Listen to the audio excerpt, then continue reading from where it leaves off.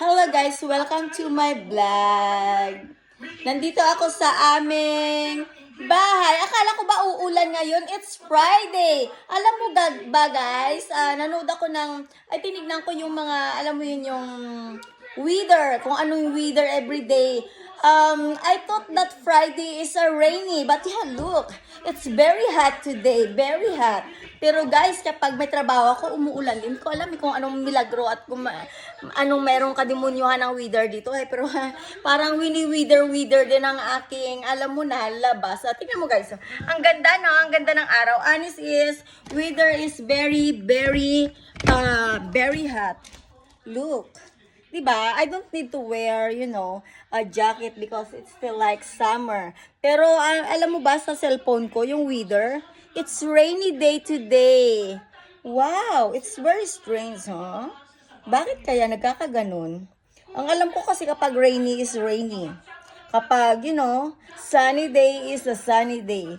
Pero something happened guys, kung kailangan nilang magicin ang weather nila, kasi nagstay home ako, minamagic din nila guys, kung gusto nilang gawing ipo-ipo guys, ginagawa din nila. Naalala ko na pumunta ako sa Gamulbu, kasama ang anak ko. Diyos ko guys, kulang na lang liparin kami na naglalakad. Astig na, kakaiba, umulan, oh my God. Did you see it? Oh my God, look like it's gonna be dark now. Parang umulan guys kasi lumabas ako.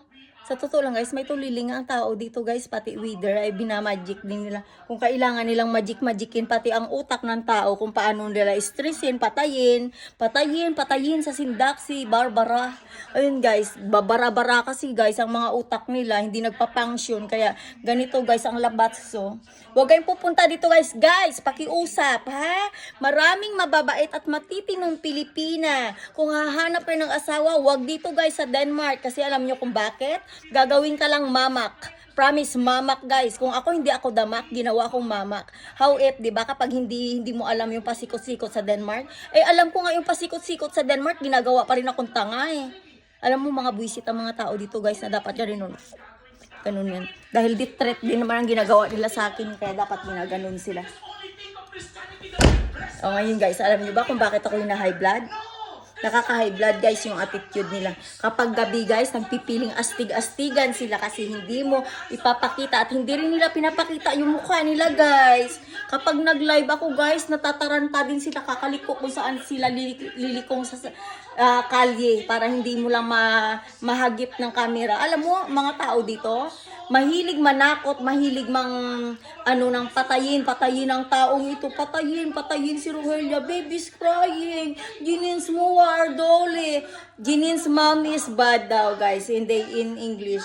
Alam mo mga tao dito, hanggat gusto kong sisiraan ka ng paulit-ulit. Mga makakapalang mukha. Sabi nila, alam mo yung yellow card, guys?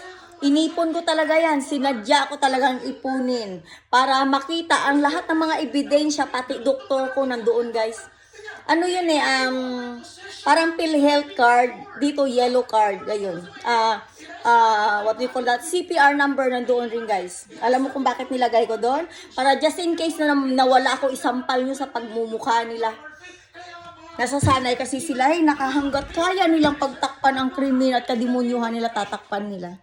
Makakapala mukha, no? Huwag kayo mag-aasawa ng taga Denmark, ha? Maraming demonyo dito, guys.